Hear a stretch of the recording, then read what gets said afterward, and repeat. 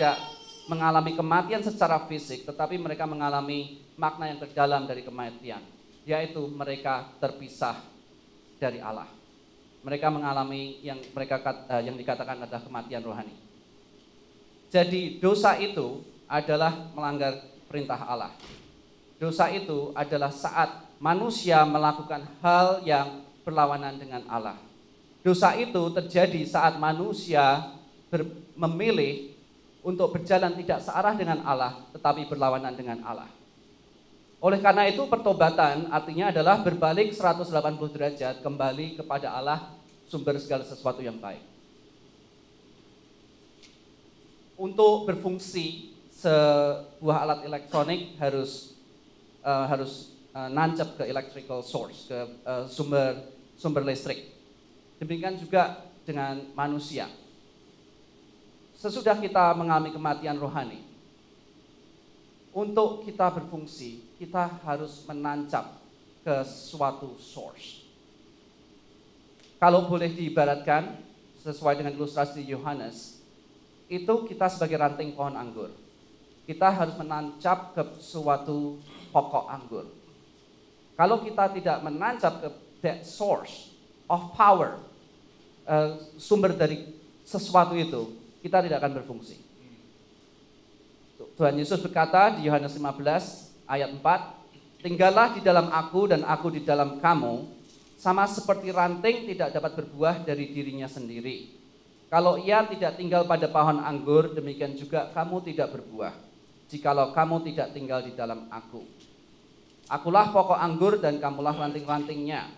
Barang siapa tinggal di dalam aku dan aku di dalam dia menjadi satu, ia berbuat banyak. Sebab di luar aku kamu tidak dapat berbuat apa-apa. Barang siapa tidak tinggal di dalam aku, ia dibuang keluar seperti ranting dan menjadi kering. Kalau Anda patahkan ranting dari pohon, lepas dari sumbernya, akan menjadi kering dan mati. Oke? Di ayat pertama, sebelum Tuhan berbicara soal pokok anggur, ranting dan pokok anggur, Tuhan berkata, "Akulah pokok anggur yang benar dan Bapakulah pengusahanya." Kalau Tuhan Yesus berkata, dialah pokok anggur yang benar, fondasi yang benar, berarti ada juga pokok-pokok anggur yang tidak benar. Oke? Saya berkali-kali pakai ilustrasi ini, mungkin ini bukan pertama kali saudara dengar, tapi ini sesuatu yang penting. Rumah yang dibangun di atas pasir, itu fondasinya salah. Rumah yang dibangun di atas batu karang yang teguh, Yesus Kristus, itulah yang benar.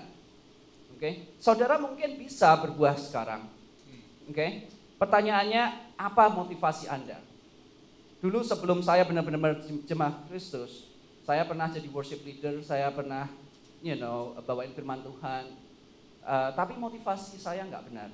Motivasi saya harus melakukan itu karena orang tua saya adalah hamba Tuhan. Jadi saya harus melayani. Saya melakukan itu karena kalau saya melakukan itu baik. Waktu SMA saya kalau melakukan itu banyak cewek yang suka. Motivasinya salah. Oke? Banyak cerita, tapi kembali ke fokus. Di mana kita harus kembali melihat motivasi kita dalam kehidupan kita. Di Matius 4, sebelum Tuhan Yesus sendiri mulai pelayanannya, dia harus diuji. Setelah dia berpuasa 40 tahun, 40 hari, dia lapar. Dan Allah Bapa izinkan iblis untuk menguji. Apa motivasi Yesus? Ini saya pernah bahas dulu. Ujian pertama, mengubah roti menjadi batu. Apa itu? Roti. Roti itu adalah kebutuhan sehari-hari. Apakah Anda hidup bangun pagi, kerja keras, ke sekolah, tujuannya cari roti, biar bisa makan? Itu satu ujian. Ujian kedua, iblis minta Tuhan Yesus melompat dari atas bait Allah, dan kalau melompat, hei, kamu anak Allah, kalau kamu melompat, nanti malaikat-malaikat akan menangkap dan mengangkat kamu. Power, kuasa. Apakah Anda bangun pagi, Anda melakukan apa yang Anda lakukan karena Anda pengen terkenal, punya kuasa, dapat promosi? Apakah itu tujuan Anda? Itu bukan tujuan Tuhan Yesus.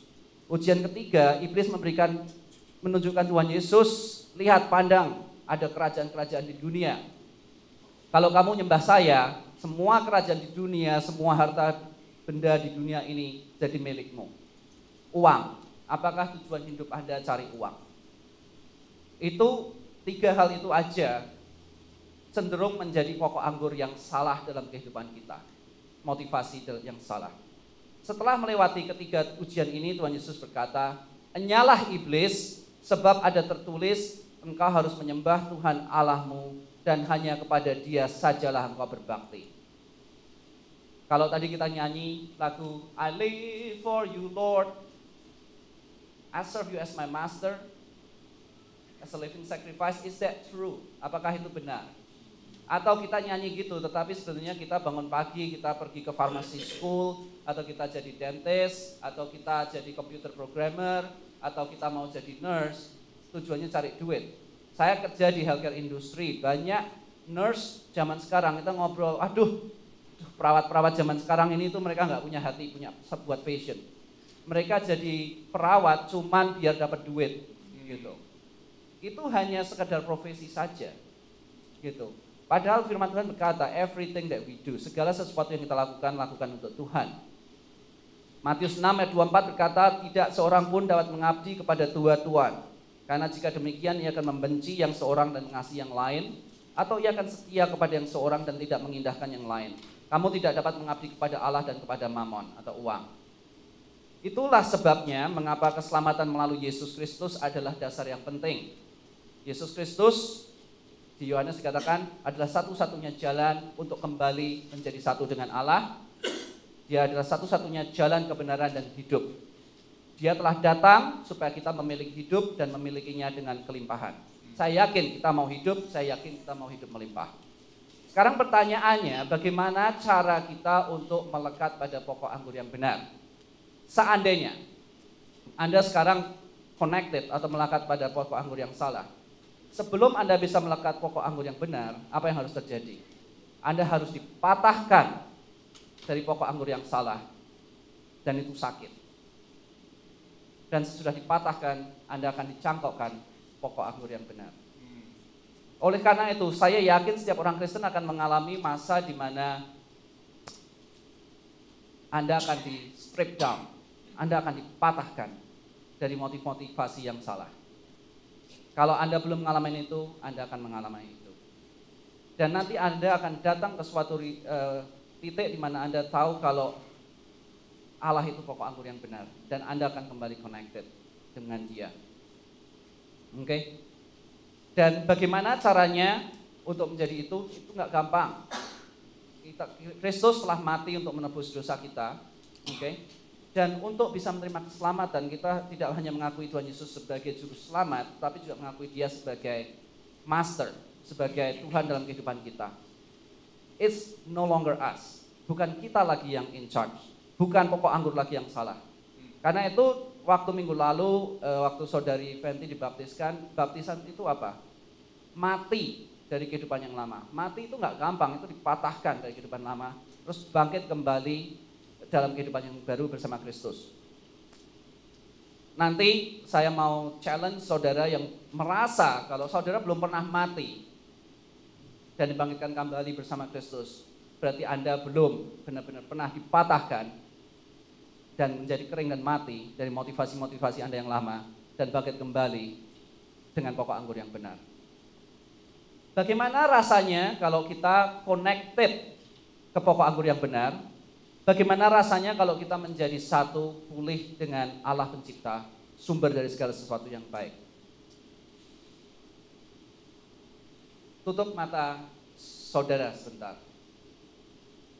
Bayangkan Allah pencipta, Dia itu sumber segala sesuatu yang baik, tidak ada batasnya, sumber kekuatan, sumber kuasa, pokoknya segala sesuatu yang baik ada di sana. Walaupun kita kadang tidak mengerti apa yang terjadi, pokoknya kita tahu kalau tidak ada yang tidak baik dalam Allah. Sekarang bayangkan kalau Anda ini seperti electronic device, alat elektronik, Anda nyambung, Anda connected ke sumber segala sesuatu yang baik ini. Seperti listrik mengalir ke alat elektronik ini. Dan nggak cuman connected, koneksinya itu demikian bagus sehingga tidak ada hambatan. Dan Anda menjadi satu dengan sumber ini. Saat Anda lelah, Anda bisa mengambil, menerima kekuatan yang baru itu. The joy of the Lord is our strength. Saat Anda putus asa, Anda bisa mempunyai harapan baru. Saat orang-orang lain capek, letih, lesu, bahkan yang muda-muda yang kuat-kuat, mereka lari, mereka tersandung, Anda bisa maju terus. Anda bisa menjadi unshakable generation going strong. Anda bisa bagaikan Raja Wali di tengah badai, Anda bisa tetap terbang tinggi dengan tenang. Anda berlari tidak menjadi lesu, Anda berjalan dan tidak menjadi lelah. Itu yang akan terjadi kalau Anda connected to God, kalau Anda menjadi satu dengan Allah. By the way, yang saya bacakan tadi itu terjemahan bebas dari Yesaya 40 ayat 28-31. Jadi saya tidak mengarang itu. Itulah Allah. Saat anak-anak teruna jatuh lesu, Anda akan tetap lari terus. Kayak Energizer Bunny, going strong. Oke? Nah, kalau kita sudah dipulihkan dengan Allah, saya yakin kebanyakan dari kita sudah menerima Yesus Kristus. Ada yang belum, kalau belum saya challenge Anda untuk menerima Tuhan Yesus Kristus. Karena itu satu-satunya cara Anda bisa connected kepada Allah. Pertanyaannya, berapa bersih koneksi itu? Berapa bersih, apakah Anda itu kayak rechargeable battery, sedikit-sedikit dicabut gitu, nanti kalau sudah soak gitu connect lagi. Dan untuk biar koneksinya bersih, kalau di Yohanes 15 ayat 1 dikatakan, ayat 2, setiap ranting yang tidak berbuah dipotongnya, dan setiap ranting yang berbuah dibersihkannya. Jadi walaupun sudah berbuah, sudah connected pun harus dibersihkan, supaya ia lebih banyak berbuah. Kamu memang sudah bersih karena firman yang telah kukatakan kepadamu. Nah, waktu itu Tuhan Yesus berkata kepada murid-muridnya, dan dia berkata, kamu sudah bersih karena firman Tuhan yang telah kukatakan kepadamu. Kalau kita benar-benar connected dengan Allah, semakin dekat dengan Allah, semakin kita bisa melihat Allah secara face to face. Kadang orang bertanya-tanya, loh kok dia bisa dengar suara Allah, kok dia bisa mengatakan dia melihat Allah, kok dia... Nah, sekarang pertanyaan berapa jauh? Anda 500 meter atau Anda 10 meter dari Allah? Kalau Anda benar-benar dekat dengan Allah seperti Musa, dikatakan Tuhan berbicara kepada Musa muka dengan muka, sebagai manusia berbicara dengan temannya. Oke? Dan bagaimana cara kita membersihkan koneksi?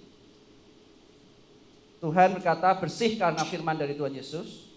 Dan kedua, jika kamu tinggal di dalam aku dan firmanku tinggal di dalam kamu, mintalah segala sesuatu yang kamu kehendaki, kamu akan menerimanya. Yohanes 15 ayat 10 berkata, kalau kamu menuruti perintahku, kamu akan tinggal di dalam kasihku, seperti aku menuruti perintah Bapakku dan tinggal dalam kasihnya. Kuncinya adalah firman Tuhan. The more we are obedience, semakin kita sering menuruti perintah Allah, semakin kita dekat kepada Allah.